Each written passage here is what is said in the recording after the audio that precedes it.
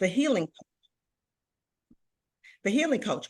Okay. And recently I co-founded a ministry, Words of Wisdom. It's a curriculum writing company tailored for Christian schools, where we strive to inspire education with inspiration and faith. Me and one of my classmates and also a relative, we're taking Christian courses because in June I will be graduating with my doctoral degree in Christian leadership. So Congratulations. one of the things that we wanted to do for our thesis, because in some of the courses, we never talk about the women in the Bible. So we proposed our thesis to be about writing a curriculum of women in the Bible. So we're covering some of the women that we actually don't see or don't talk about in the Bible. And that became our thesis, for our end of year graduation. So I'm really excited about that. I am also, of course, the author of the newly published book, Yes. 100% Healed, A Woo-hoo. Mother's Journey of Moving Mountains to Heal the Heart After Death and Divorce. And through this book, I aim to offer a roadmap to healing and hope for others facing similar struggles. In addition to writing, I serve as a healing coach, helping women navigate their own trials and tribulations. And when I step onto the stage, because I do speak also on any platform that I'm on, especially right now on your podcast, Yes. I try to share my experiences and insights on how I became 100% healed and how I can others. But throughout all of this, my faith is my anchor. Yes. It's what guides me in both my personal and professional life, just reminding me of my purpose and my giving, and giving me strength, and knowing that everything that I've gone through in life, I can share those testimonies with others to help them also. Ooh, that is amazing. I told y'all, look, we're already seeing that she is a powerful woman and educated. Okay. It takes a lot to continue to the doctoral program and Yes, to it's a go lot. through that. And I love your thesis. Oh my goodness. A lot of women that we don't touch in the Bible. Now, tonight, y'all, I apologize. I had a technical difficulty. So I now want to say I started the recording later. Welcome to our YouTube family.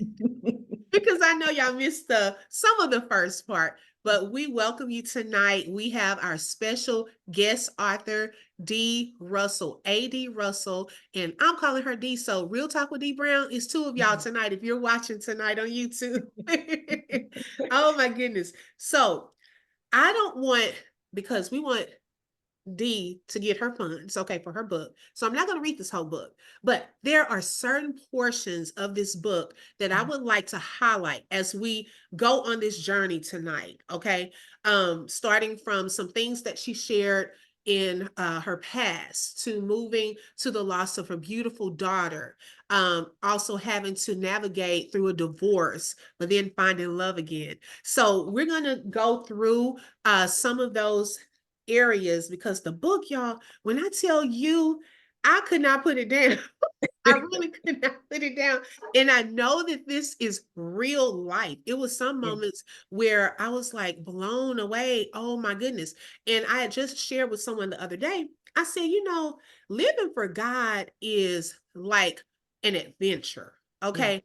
You never know where you're going, at what moment he may take you through a low valley, a high moment, and so forth. But when we live for him, the constant in that is he's always with us, right? We never know what's coming or going, where we're headed, but we know that God is always with us. Now I want to go back a little, Dee, in your chapter where you talked about why me, Lord? Okay. Mhm. And you share with us some moments from when you were younger and you were having these evil dreams and nightmares. Can you touch a little bit about that? Oh man, yes, I can. You know, I just never knew why I struggled with the bad dreams that I did, the night terrors that I've had. Mhm. When you're a kid, you don't understand why every night you have these dreams. It was to a point where if there were any type of snakes, serpents, or anything on TV, I could not watch that show. I'm coming to grips now of actually being able to look at a snake. I Mhm. still don't like them, but the battle that I had, in dreaming about the bag lady that I talked about in the book, and also the snakes that I had, and also just running and fighting in my dreams, constant fighting, constant running from people, constant running from evil sources and stuff. I couldn't understand that when I was a kid. Mhm. You're thinking that you're having your typical nightmare, but when you're having these nightmares every night over and over and over again, and it's the same thing, and it's like you're thinking you're waking up and you're seeing it true to life, something evil standing in your closet, something hovering over you, that's traumatic for Yes. a child. Yeah. So I didn't understand what I was going through. When my mom was alive, my mom passed away when I was in the ninth grade. She didn't understand the dreams, but she understood enough to know to tell me to read the 23rd Psalms for protection. So I would read that 23rd Psalms for protection, but I would also put it under my pillow. My Bible was so raggedy from from being under the pillow, but beneath the pillow. But it's the trauma that you go through nightly, being afraid to go to sleep at night because you didn't know whether these terrors was going to come upon you. Well, I got to a point where I would fight in my dreams. And then I had to come to a point where I had to understand what was causing the dreams, why. And it was like, you're being prepared for battle. So as I got older and as Wow. I learned how to fight in my dreams, how I learned how to plead the blood in my dreams, how I learned how to know that God made me greater than the Yes. spooky, scary things that I was dreaming about. I was able to put on that armor of God, and I was able to battle in my dreams to get those dreams to stop. Now, have they stopped completely? No, because I still have nightmares every now and then, but I know how to fight now in my sleep. I know that God is my shield. So I know when anything come against me, Ooh, I know I can plead the blood and say, get behind me, Satan, for yes. I am greater because God made Yes. me greater. Oh my God. And you know what? It made me think about my son. My son, his name is Micah. And he comes to me a lot of times saying, Mommy, I had a bad dream. And it made me think about that when I read your book. But I love how you said it taught you how to fight in your dream first. So you knew the difference with the spiritual warfare at a young age. Mhm. Yeah. Oh my goodness. And then to know which scripture, my grandmother was big on that too. Driving from Houston, from Houston to Dallas, she would say, you need to read Psalm 121 because the word of God Yeah. gets us through things that we don't even know how we're making it through. And so being at a young age, that had to have been a scary experience. Oh, it was, I can laugh and talk about it now because my dad used to send me back to my room if he caught me in a room with him. Because, in the book, I talk about how Yes. I used to like crawl to his room so I wouldn't wake him up and Uh-huh. like lie on the floor, on the side of the bed, because I felt that that was my protection. That's your father. That's your protection. But I Yes. would try to wake up throughout the night and make sure I made it back to my room before he got up in the morning, just so, because I felt that no one really understood what I was going through, especially after my mom passed away. Um, people think dreams are just dreams. Right. I believe the dreams that you have sometimes are visions. Ooh. And I believe those dreams that I had, those nightmares that I had in the past were visions, but also it was preparing me to be, to grow and to be a fighter for God. Right, right. Oh my goodness. And I love how you even said, I'm gonna read a little portion here. It says, it felt like I wasn't meant to be happy. And whenever happiness seemed on the horizon, I couldn't help but brace myself for something negative lurking around the corner. This fear held me back from fully embracing the joyful moments and living in the present. Wow. So has that been a part of your life since then, or was that only during like your younger years? It moved into my adult years also, Mhm. especially with losing my mom and then losing my daughter. and then going through divorce, and then my ex-husband committing suicide. So I think I had to come to the realization that that was a battlefield that I had going on in my mind, that I Right. could not be happy. And I had to push that aside to know that regardless of what's going on, of what's happening to me, God wants me to be happy. God is not a God of sadness. He's not Yes. a God of pain. And it's what we go through, but what we have to heal from. So I had to tell myself, yes, yes, those are lies that are being placed in your mind by the enemy. So Mhm. I had to get past that. So that feeling, no, I don't have that feeling of sadness, like things cannot happen to me, because I am great. Yes, I believe that. I believe that. So, kind of backtracking just a little bit, okay? And now, well, not backtracking, but moving forward. So, you went through that experience. And so, then we're going to go into some of the other things that took place in your life. Mhm. What inspired you to put and write about these events in your life in this new book, 100% Healed? What inspired you to write this? You know what, Lakeisha? 100% Healed was initially started to share my daughter's story. Okay. When we found out that she had the brain tumor, she had an astrocytoma glioma brain tumor, and it was a very aggressive tumor. So when she was diagnosed in 2007, she was 7 years old. She just turned 7 years old. Wow. And when we found out about the tumor, I was always in prayer, because I'm like, nah, this can't happen. God, you cannot definitely bring this child into the world. Give me this beautiful baby, and then she Yeah. may not be with me for the rest of her life. And before we found out about that, when I was carrying her, the doctor said there was a 90% chance that she was going to be born with Down syndrome. And they asked us, did they want us to abort her? Okay. Well, of course, we're going to say no. So, and she came out a happy, screaming baby. So when we found out about her cancer, Mhm. God dropped into my spirit, 100% healed. So I'm like, oh, wow, okay, God, you're telling me that my baby is going to be 100% healed. Wow. Now, there's a 20% life expectancy with this type of tumor because it's aggressive. So I'm in my head, I'm thinking, okay, she's going to be a part of that 20% because Right. she's going to be healed. I'm going to be able to write a book. This book is going to be called 100% Healed. And we're going to talk about Raven, and we're going to talk about her healing and how she was delivered from cancer. Okay. Well, that didn't happen. So I'm like, well, God, you said 100% healed. That was supposed to be for Raven. He said, no, Dee, that was supposed to be for you. That 100% healed is me healing you and you telling the story about you and how you became 100% healed.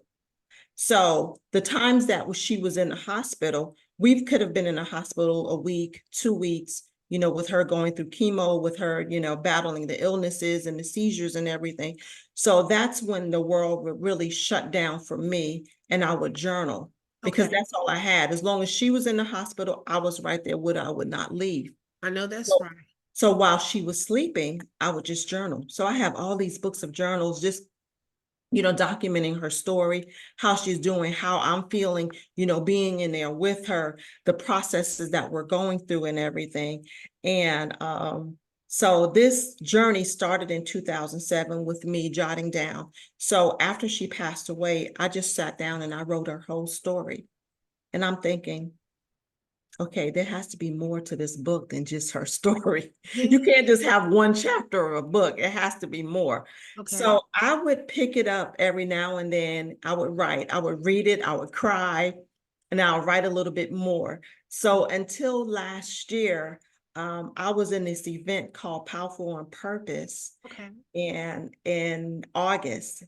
And I met this young lady. Her name was Tashana Burrell, and she has a publishing company called 120 Publishing. And I used to listen to her talk because she was one of the speakers also. Right. So Right. God said, it's time.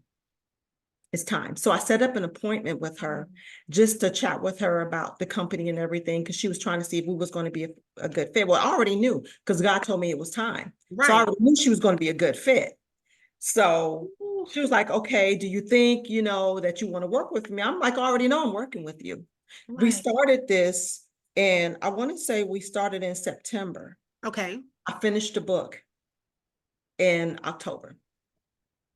It published around November, and I had my book launch in December. So I went from doing one chapter many, many years ago to finishing up the book in less than like a month and a half. And God Oh, he would just flow. He would give me all the words to say that I needed to speak to women who've lost their children. But I feel my book, yes, I'm talking to mothers, but there are yeah, so many people, men also, who've gone through divorce, right. lost a child, Right. because we can't forget they're parents too. Men are So true. parents too. So So true. I feel my book kind of it speaks to everyone. It Hmm. may be geared to maybe the woman that's like me, or that mother that's like me, but it Right. speaks volumes to anyone who lost a child or who's gone through a divorce. Right. And I want to go back because I want us to get a little deeper into the first subject that we want to talk about is Beautiful Raven. And I didn't know her, but the way you wrote about her, I can only imagine how she was. And I love how when you said that, and we'll go back to the diagnosis and how old she was and so forth, how you had a vision and when God said 100% healed, you were thinking, oh, okay, because we're women. I believe in miracles too. Like God is going to do this. He's going to heal her. And I have this chapter now to talk about. We prepare for the testimony, Mhm. right? Right. And then thinking that it's going to go one way and then it goes a different way. It made me think about my mom who went through a health challenge as well. And I used to say the same thing that you did. Mom, we believing for a miracle. You're going to be healed and all of this, not knowing that one day she would be gone and she is now 100% healed on the other side. Right. And so at that time, I'm like, I didn't think about it like that.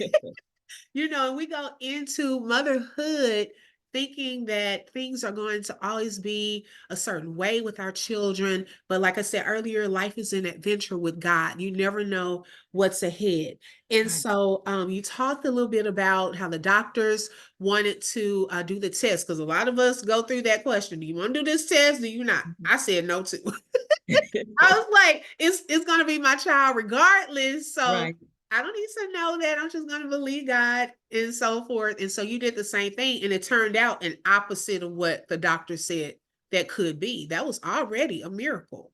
Yeah, that was. Many years later, I found out because this was around 1999 when we Hmm. was told about this. And I found out many years ago that there was a fault or something like that with those tests that they was running Oh, for wow. people. So those tests was giving positive results for Down syndrome, but the test was truly negative. Something went wrong where it was giving everybody that diagnosis for their children. So could Okay. you imagine if someone said, yes, I wanted to abort my child because I don't want them to have Down syndrome? Right.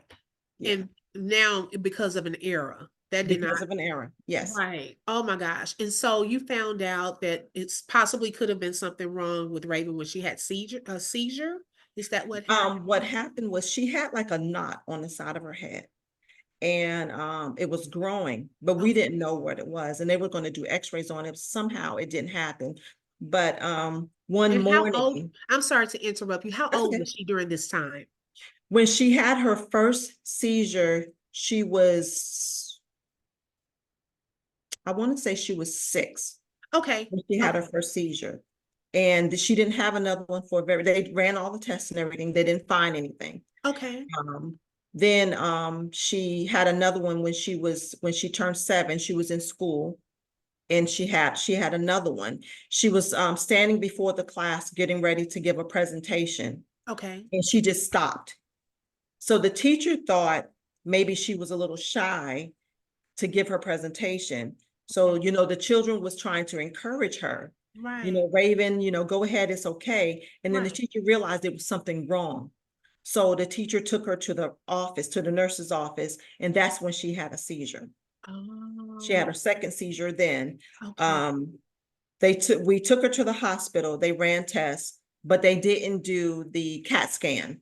Okay. So this was maybe April, but there was a backup in the lineup of when she was able to, get her appointment. So Okay. she actually didn't have the CAT scan until July.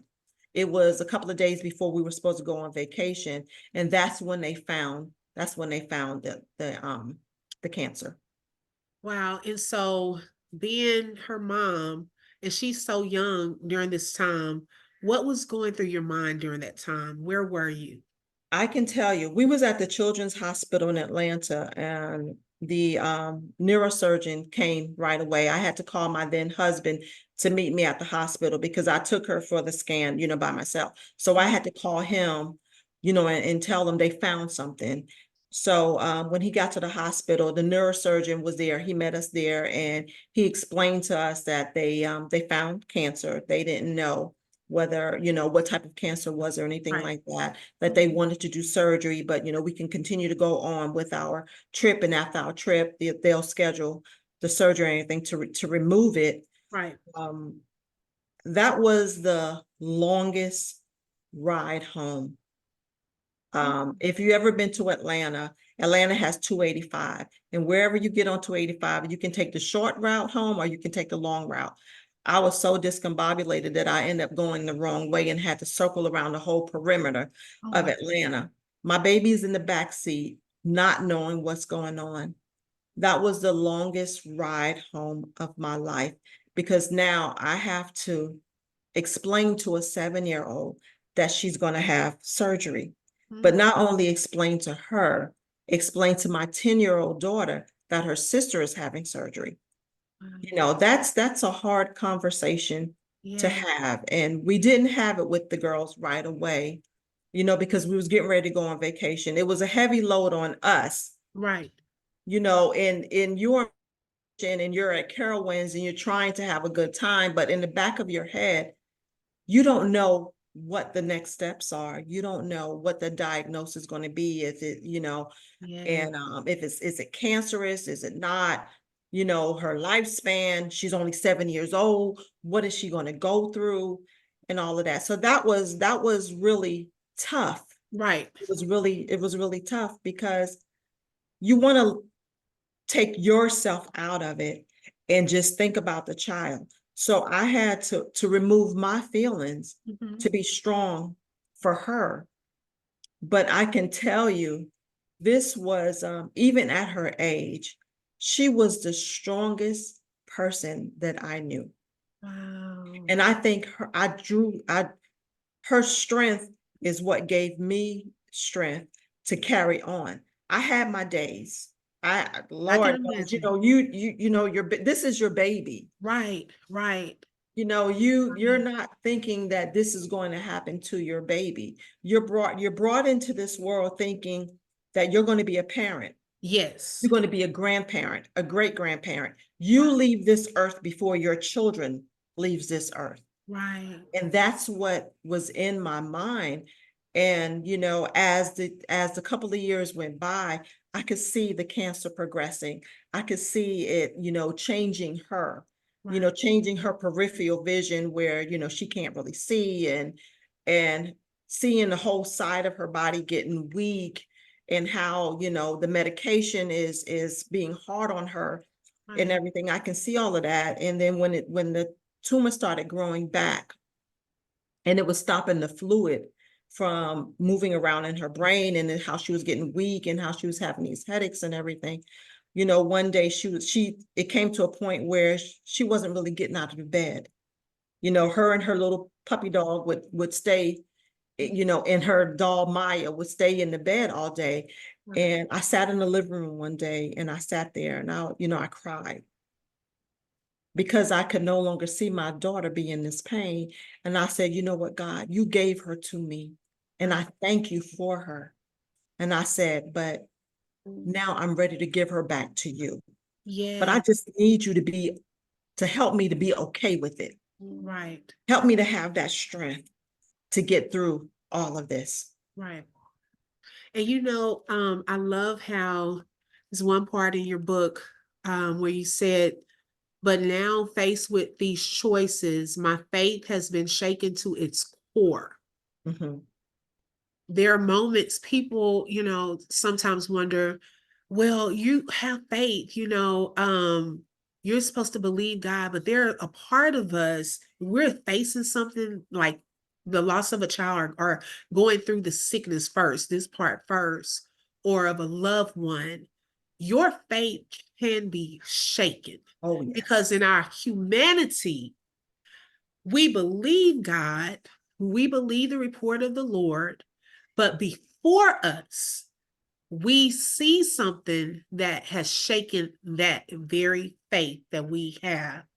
And it's not that you don't have faith, but it is really oppressing to get to that moment and through those moments where, and I love how you were transparent and said, because a lot of moms feel like that when their children are sick, you wish you could have taken the pain away of seeing her go through that. Yeah. Um, and so that part really, really touched my heart. And then it was another part um in here where you said um towards the end where I wanted her to find peace, even if it meant letting go. Yeah. Can Yeah. you talk more about that part? It's like It's a double-edged sword. it is. It's, on the one Ooh, hand, you want your child to be here forever. right. And then on the other hand, you don't want your child to be in pain. Yes. And we was on our drive to the hospital because we had weekly visits. And on our drive to the hospital, she was in the back seat and she says, "Mom, I can't take this anymore. Wow. I can't take this anymore." She was 9 when she passed away. She was 7 when we found out. Okay. And all I could do was drive as fast as I could to that hospital and cry because now I'm holding on to my baby because Yeah. I don't want her to leave me. But when you think about it, that's a selfish move. Yes. Mhm. It's a selfish move. And that's why I definitely had to ask God, God, you're going to have to give me peace. Yes. Yes. You're going to have to give me peace with this because not only am I losing a child, but my daughter's losing a sister, Right. Right. you know, Oh, and Raven was the type of child, she was so spunky. She was the type of child who would always say, I love God and I love Jesus. right. So when we was at that hospital, when we was at the hospital the Oh, day before she passed away, she didn't talk a lot, but she was very observant. mm, She would look around. She was observant of who was in the room and everything. When yeah. she did eat, she ate her breakfast was a strawberry Pop-Tart. Her lunch and dinner was spaghetti with ranch dressing on it every day. Oh, But I sat in the room with her one day and I said, Raven, do you see angels? Because I was always told you yeah. see angels when you're about to die. And I said, do you see angels? And she says, yes. And I said, do they talk to you? She says, yes. And I said, what do they say? She said, they say they love me. And I knew then that my baby was going to be okay. Yes. I knew she was going to be in a better place. Mm, And when it was time to remove her clothing and everything from out the house, I cried. yes. I Mhm. cried because that was hard.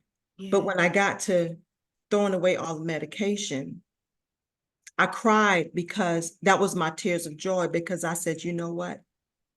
No more medication, no Yeah. more medicine to make her sick, no Mm, more throwing up, no more bad headaches.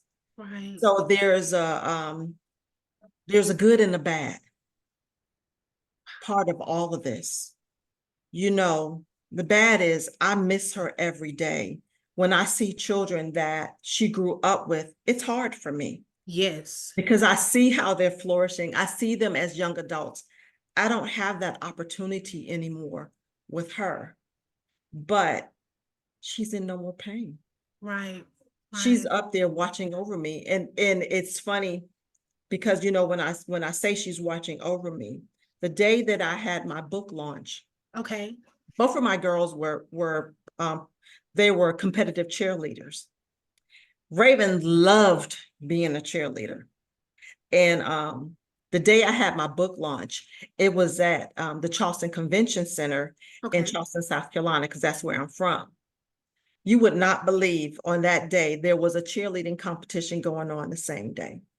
So outside our conference room, where I'm talking about Wow. my book, where I'm talking about reading her chapter, there's cheerleaders outside of the room making all these noise and cheering and everything. So I knew her spirit was right there with me.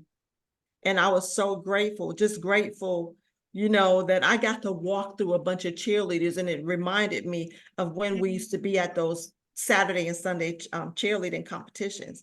So it's like, it's a blessing to know that, no, she's not here physically, but spiritually, she is all around us, taking care of us. Oh, ooh, that is so special. Like, oh my goodness. So it also makes me think about peace. Like she's Yeah. at peace and y'all's bond and connection, that Mhm. peace resonates with you. Yeah. And God is so like strategic and so Oh yeah. awesome until he allowed you to make that connection that at your book launch, oh, it gives me, I'm trying to hold back tears. Like your daughter's spirit was there. And it's in those moments where I think it eases the pain Yeah. because we know that they're okay and they're with us. That really, oh my gosh, that touched my heart. So with that said, throughout the journey, because there's someone out here that may have lost a child, what has been an integral part of your healing? Like, what helps with that? Because we know life is different. You know, the Mhm. reality is when you lose a child, life is different, Yeah. right? So, how do you navigate through that healing journey of losing your child? I would say the things that helped me through this journey was knowing that it's okay to grieve. It's okay not to be okay, Right, but you can't stay there. I cried. I cried a lot. There are times where I still cry, right, but I get my emotions out, I release it, and then I move on. Some of the things that I did was, like I said, I journaled while she was in the hospital. And some other things I did was I realized that I had a community of family and friends that was there for me, that yeah, when I needed to be around people, they rallied around me. When my great grandmother was sick and when my mom passed away, I used to go behind closed doors and cry because I didn't want to cry around other people because I didn't want them to worry about me. okay, But I realized that that's not effective. So pulling on your community, pulling on your loved ones to hmm, just be there with you is something that you have to do. You have to have that support system yes, just to talk about it. And that's another thing I did. I talk about it. I talk about Raven. When I tell people that I lost a child when she was 9 years old, they apologize to me. You don't have to apologize to me. I understand that is the political thing to right, say, right, but mhm, it's okay because I'm okay to share her story because mhm, I know her story will help someone else. right. And something else that I did was I wrote down everything. This book was healing for me. It's okay to be transparent. It's okay to be vulnerable because you're strong, but it's okay to be weak also. Just don't stay there. You cannot stay in a woe is me state. So I would say tell your story. The more you speak it, the more you'll heal from it. Yes, yes, yes. Oh, oh, D. I didn't even bring any tissue. Okay. No tissue right now. But you're speaking to my heart. Oh my goodness. This is like awesome. Like I needed this as well. But I totally agree with what you said. Go with the wave of grief. And Yeah. I love how you said, don't hold back on that. And the more you do talk about it, Yeah. the more that brings healing. Yeah. When you can start talking about it without breaking down, it shows that God is healing your heart in that area. And I love that writing. Mhm. We've been talking about the writing part, and that's one of your degree, your doctoral degree is Yeah. in writing as well, Mhm. right? It's Christian leadership. Christian, It's in but you Christian said leadership. The something. right, yeah, there's words and wisdom is curriculum writing. So we write Okay, that's curriculum right. for Curriculum. Christian schools. Yeah. Okay. Yes. So that helps y'all. If you're journaling, it helps. And I love, like I told y'all, if you're just joining late, let's see. I wanted to show y'all just an example in the book where she has spots for you to have reflection questions and writing. Okay. So this, when I tell you this is a great book to have from the words and this part, y'all, you'll get even mountain movers. I don't know if y'all can see that. Mhm. Mountain movers with different tips and things of that sort. Oh my goodness. Whew, I'm pausing because I'm that ministered to me as well. Okay. I want to pause before we continue with this interview and just say hello to our Facebook family. We have Tab watching. We have Royce, Lorraine, Lolo. I call her Lolo. Yes, Prophetess Sharon C. Thank you for joining. Yasmin, how are you? Thank y'all so much for joining on Facebook. Share the live as we continue. So we're going to move into the next part of your book. Now, y'all remember her book is A Mother's Journey of Moving Mountains to Heal the Heart After Death. And we talked about the death of her daughter, beautiful daughter, Raven. Now we're going to get into the divorce side of it. Yeah. Oh my goodness. And I had to tell Dee earlier when I was reading, and if y'all see me looking, I'm looking at y'all's comments on here, Facebook and the book as well. Y'all, it was some parts of this part of the book where I was like, oh my gosh, like it seemed like a soap opera, but it's her real life. It's her real life. I'm pretty sure she doesn't think of it as a soap opera, but y'all, so I want her to talk about this as we get into this. Okay.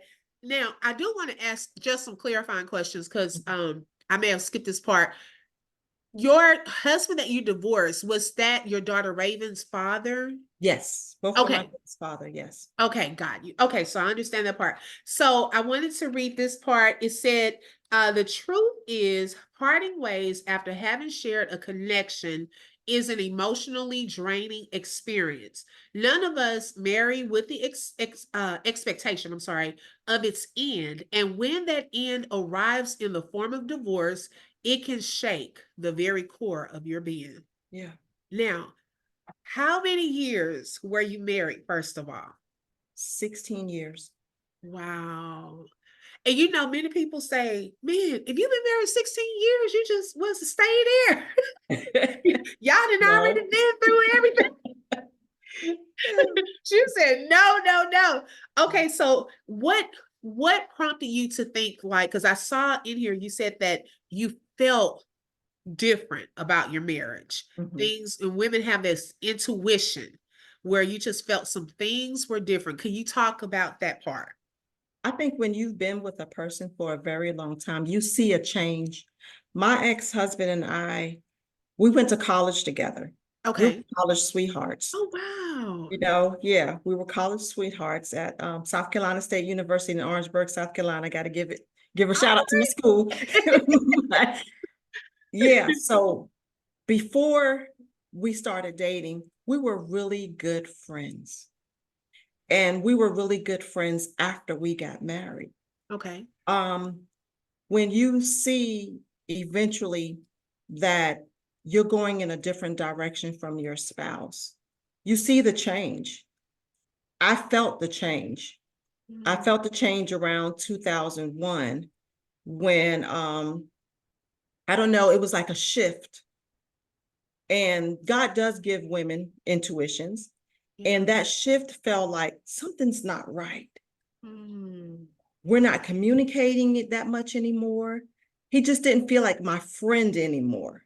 Okay. I saw a shift in the attitude. I saw a shift in our connection together. And it came to a point where I'm questioning myself, do I still love him? Mm, And then I used to question God and ask God, well, why am I feeling this way? Why do I feel like I don't love him anymore? And right. that's not how I should feel about my partner. Mm, So as time went by, as time has gone on, family vacations, well, couple vacations kind of dwindled. And then family vacations kind of dwindled where it wasn't the four of us going anymore. It may have been the three, he and the girls, or me and the girls. Um, it was a change that something is wrong, you just can't really put your finger on it. So that parting didn't happen because of the infidelity. It mhm. actually happened before the infidelity because I didn't know about the infidelity until afterwards. But I just felt that, how you love someone, but you're no longer in love with them. Right. That's where that's how all of it started. So, during the time when you all were going through that journey with your daughter, how long after that part did you start noticing the change when your daughter passed away? Was it how many years after that? Oh, he was no longer in my home when my Okay. daughter passed away. We had Oh, already during that split up. time. Okay. Yeah, Okay.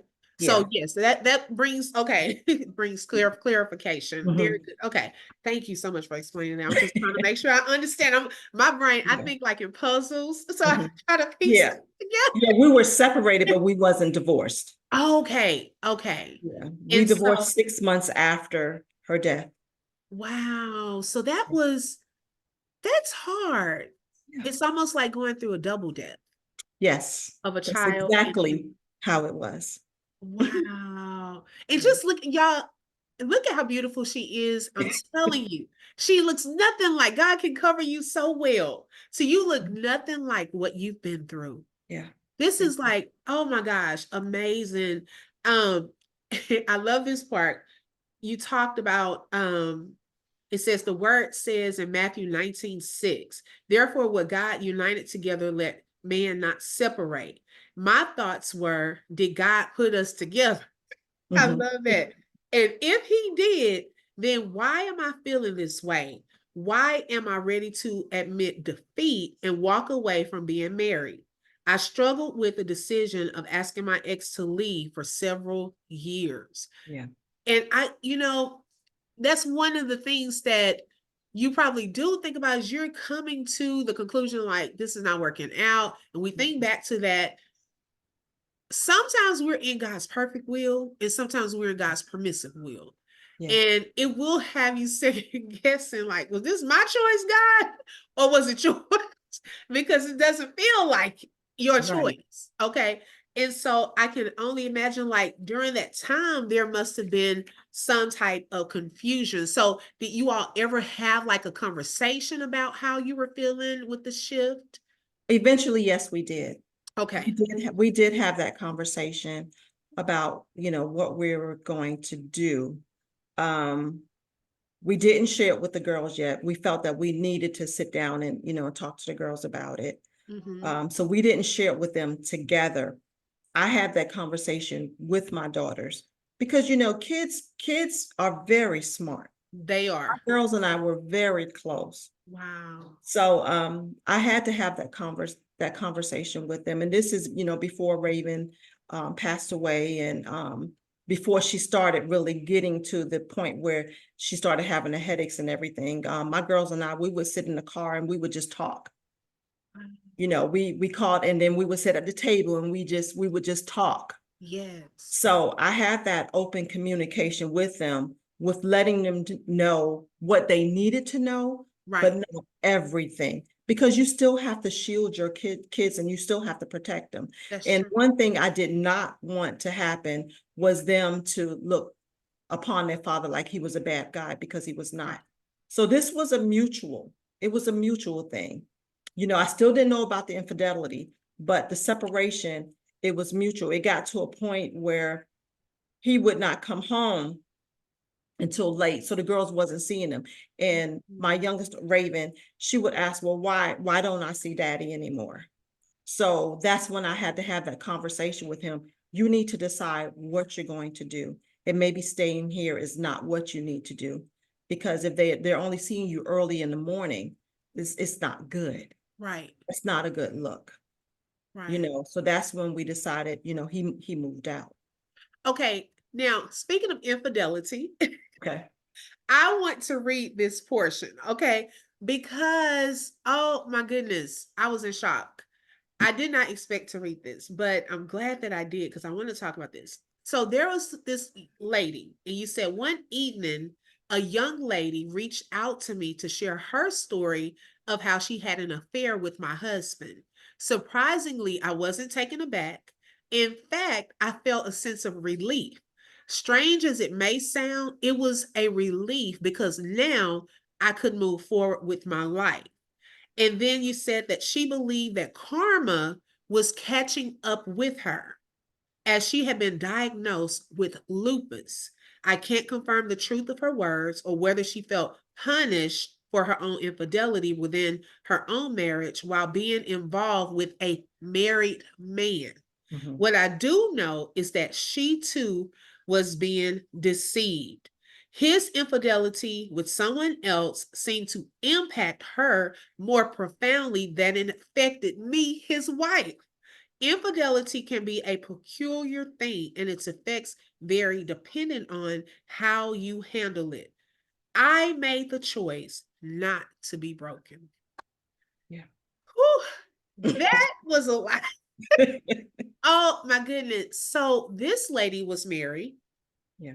and had an affair with your husband. And so she was able to share that information. Now, was it because now she found out that he was also having an affair with someone else besides her? I truly believe that's the reason why she came forward.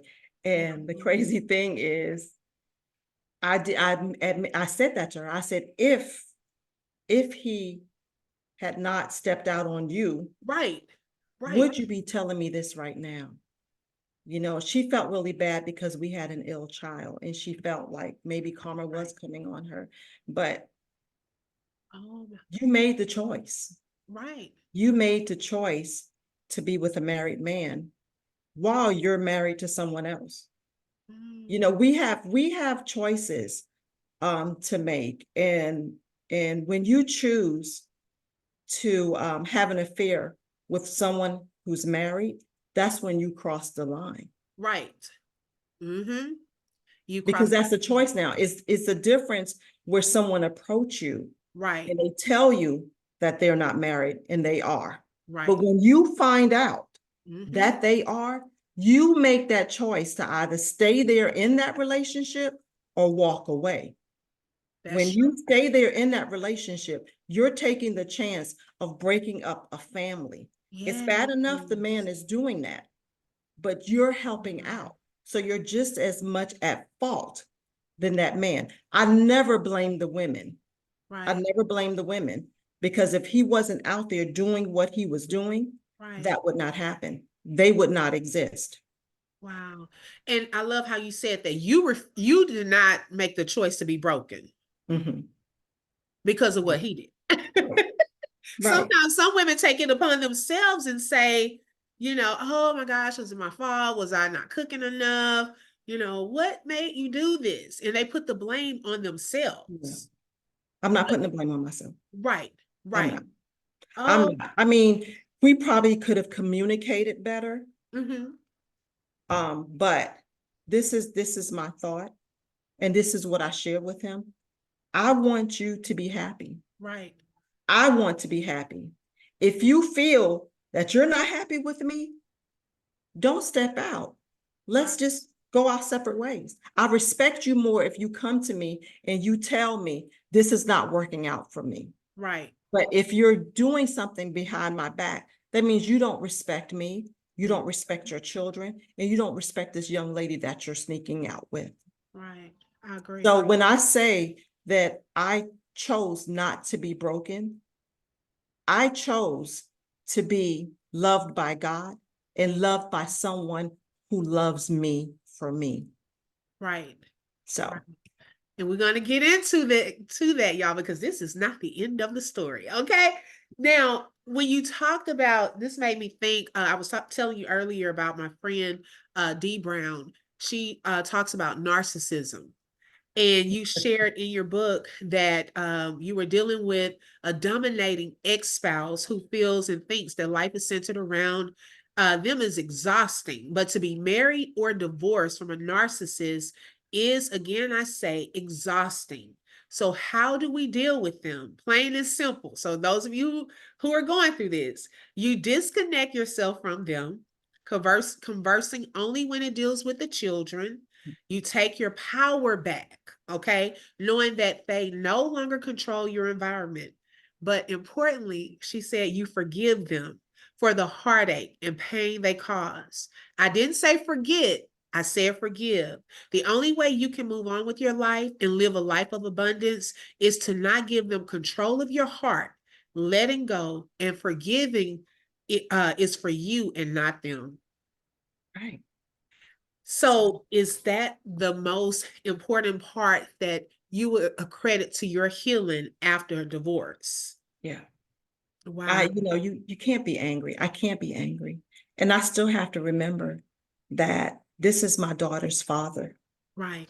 One thing that I do regret before he passed away is that he and I couldn't see eye to eye, that we couldn't at least be mutual to Right. each other and just have not necessarily a friendship, not mutual, I mean cordial to each Right. other for the sake of our older daughter. Because, it's bad enough she lost her sister. The battle between us, that wasn't going to make anything better. Right. But I knew that, in my heart of hearts, all that we went through, I had to forgive. This was my friend. He was Right. my best friend. Wow. So just losing that, not only losing your partner, but losing your Your friend, that friend. was hard. But I had to know that I have to move on. I Yeah. can't sit and soak and be angry for the rest of my life. Right. What good is that going to do me? And what good is that going to do my daughter? Right. So even though I didn't receive that apology, I had to forgive in my heart so I can continue to live. Oh, and that's confirmation because I just did a live earlier and we were talking about the apologies. Yeah, Sometimes apologies don't come. We have right. to be okay with not getting an apology sometimes, but the forgiveness is for us, Yeah, not someone else. And that's like you have unforgiveness, like drinking poison, thinking someone else is going to die from it. That's not going to work. So it's more so for us to have peace and to be able to move on with life, which is what you did after that. yeah. Lakeisha, my when we was going through the divorce and everything, I was battling with child support and all of that. My family, they just wanted me to just go at it. Right. You need to do this, you need to do that, you need to take them to court. I'm not doing all of that. And I would always tell them, you know what? I can't do anything more than what God is going to do to him if he do not do right by his children. I Wow. just left everything in the hands of God. I had to. I didn't have the strength to fight. I just lost a child. I'm Yes. trying to be my other daughter's superwoman. I'm Right. not trying to fight her father. Let Right. God handle those battles. Yes. Just be Um, you and just put all your full trust in him. That's all you can do. Ooh. Oh my goodness. So after that, and you said her father passed away. Yes. He did. Wow. Mhm. Wow. He Oh did 3 years and my a God. day before my youngest daughter's death. My daughter, she passed away December 4th, 2009, and her father passed away December 3rd, 2012. Oh my And goodness. my oldest daughter, Alexandria, her birthday is December 11th. So it was, we make do in December. We make do. Ooh. Lord bless your family. Yeah. Oh my goodness, that's a lot at one time. Mhm. God was with you. Oh my goodness. Wow. Yeah. Mm-mm-mm. Now, thinking about that, because you had just experienced death of your daughter, now the loss of her father, your ex-husband. Now life is moving on. You're moving on with life. Mhm. How hard was it to start kind of over with dating again and think, because now we're getting to new life, like some happy moments coming. How hard was that? How difficult was it to move on? Let me tell you something. I was with this man since college. So that's since 1989. Right. From 1989 to 2010 when Oh, we got our divorce. So starting over was hard because I was a wife and I was a mother. yes. That's it. Uh-huh. That was my life. I lost who I was as an individual. So I first had to get to know myself all over again, not as that wife, not as that mother, but as an adult. I married young. So I'm an adult now in this world, trying to figure out where I am, where I stand. Right. So I had to date myself first. I had to fall in love with me all over again as an adult, as a single adult at that. So just Can getting we to put a pause there for a second? To the singles. Okay. I want you to repeat that, because I think a lot of times some singles are moving from even after divorce or never been married. Mhm. And I was the leader of the singles ministry, so I saw this a lot.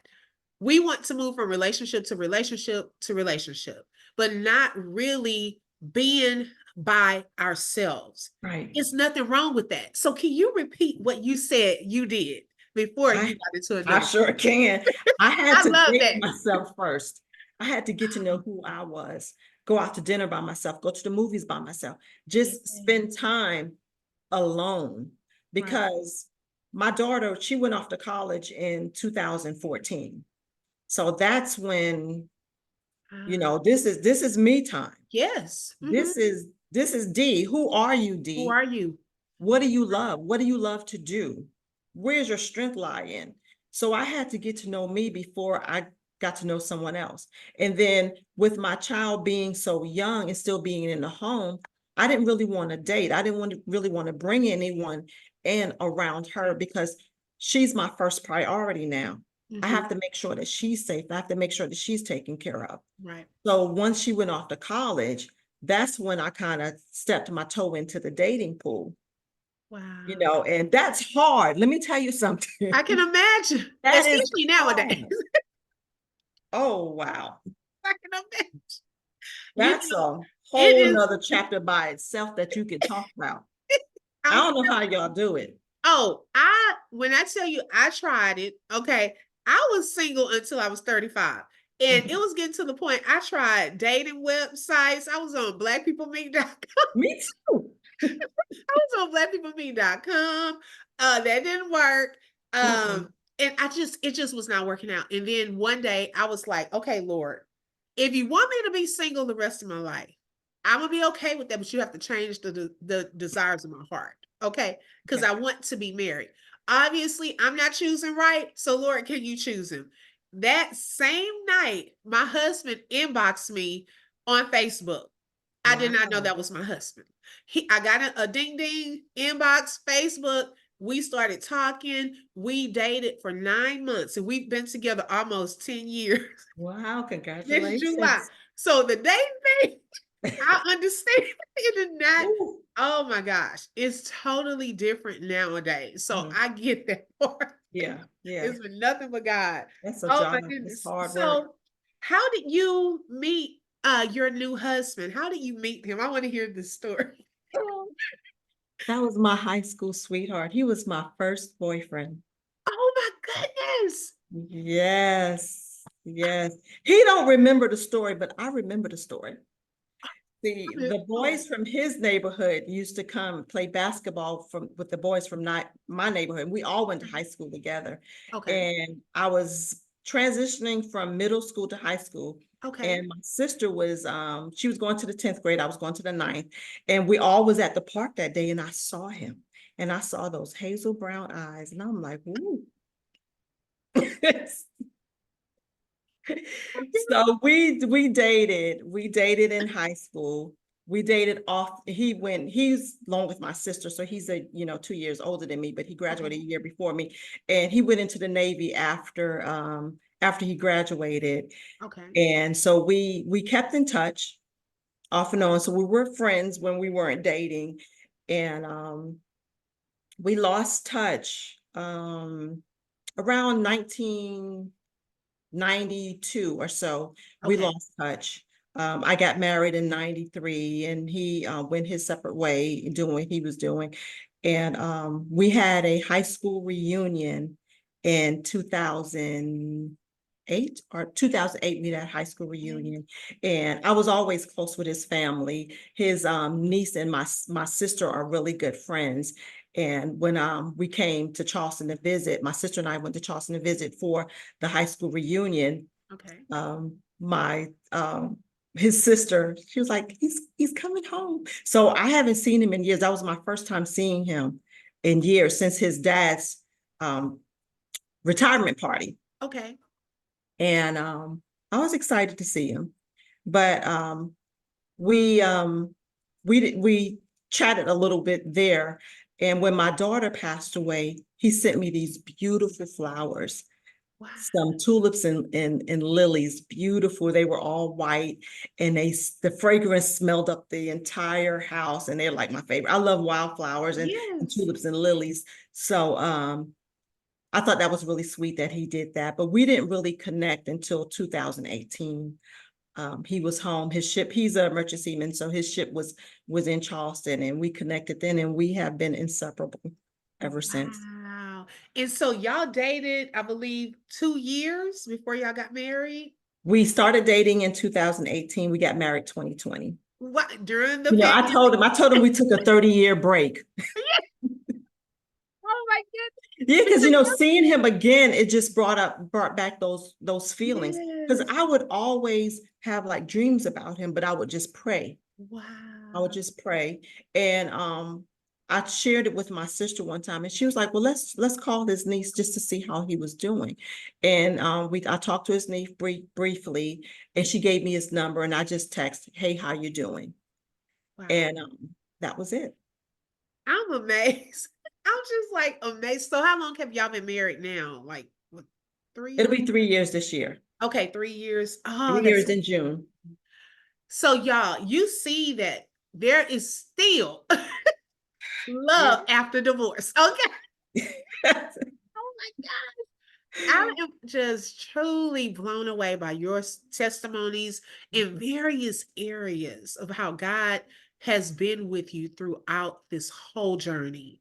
Yeah. Do you have any words of encouragement for anyone out there that may have lost a child? Let's start there. Anyone that has lost a child. Um, I do. I would like to encourage, your readers, your watchers to Yeah. know that it's okay not to be okay.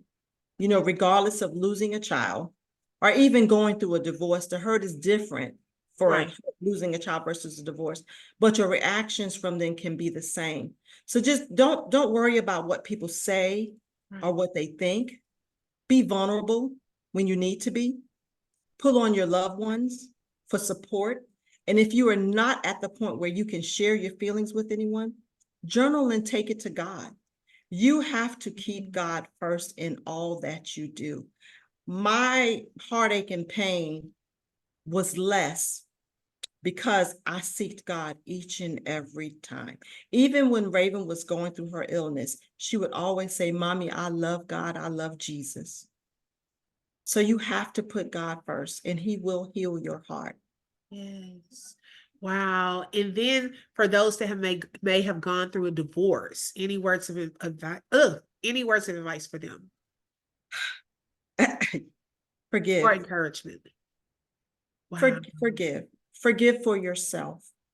Let it go. And then, one thing you need to do is communicate your thoughts. You know, Yes. One thing I did not do when I was married was I never communicated how I felt. Because of his aggressive nature, I always backed down, but I always fought for my children. So when you're going through a divorce, you don't have to fight. Give it to God. Yeah. But let your point be known when something is not right.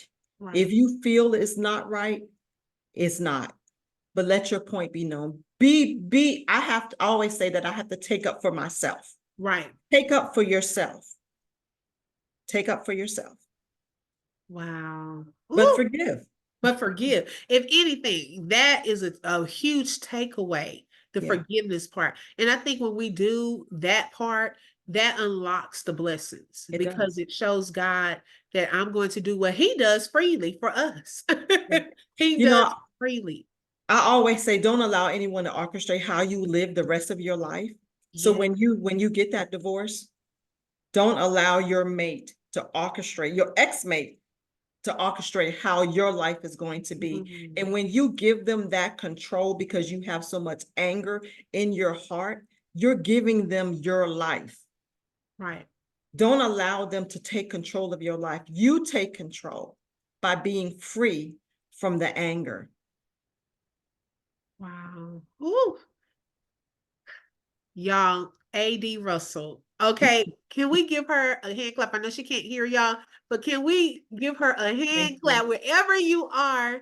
This has been Thank a you. phenomenal interview and time with you today. Now, y'all, you have to purchase this book, okay? If you, let's see, it can be found on Amazon.com, okay? So you can go to Amazon and type in 100% healed. And also you can purchase her book on her website, which is www.acetrarussell.com. Okay. And she can also be found on Facebook. Let's see. I don't know if it's working properly. I wanted to share it. But what I'll do is put it in the chat for you all that want to purchase the book. Now, it's already available? Yes, it's already available on Amazon.com. If you can't find it with 100% healed, you just type in my name, Acetra Russell, and it'll come up. Oh, okay. Okay. Y'all heard it. Okay. So let's go out and make sure I have my copy already. Y'all, I've already been out up and through this book. It is so good. I did not want to put it down. Like, you did a phenomenal job with this book and your transparency, the advice, the words of wisdom, all of that, the journal space, reflection questions. Y'all, it is when I tell you, and even the cover, okay, I had to ask her. She probably was like, why is this lady asking me this? I was like, who printed your book? Okay, because I mean, they did. And look at this, y'all. Like, this is Thank you. beautiful. And there's a symbolism to the butterflies. We released butterflies at her gravesite. Wow. And when I look at the book and I see this little girl, Raven lost 95% of her hair when Okay. she was going through chemo. And when her hair started growing back, it was a real soft, curly afro. So when I look at this book, I'm looking at Raven. I'm looking at the back of Raven. Oh, This cover means a lot to me. yes, it is beautiful. Oh my goodness. Thank you. Oh, God bless you. Thank It has you. been an honor to have you here at the Open Book. It Thank really you. has been. Y'all, it does not stop here though. Stops for you all on Facebook. Now, if you're here to watch the replay, you can watch the replay over and over. We are going to head over to YouTube, okay?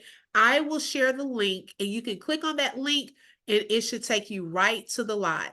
Give me about 35 minutes, so about 6 o'clock Central Time, that live, excuse me, should take place. So those of you on YouTube, thank you for joining tonight. I know you're watching the live premiere and you're welcome to drop any questions in the chat.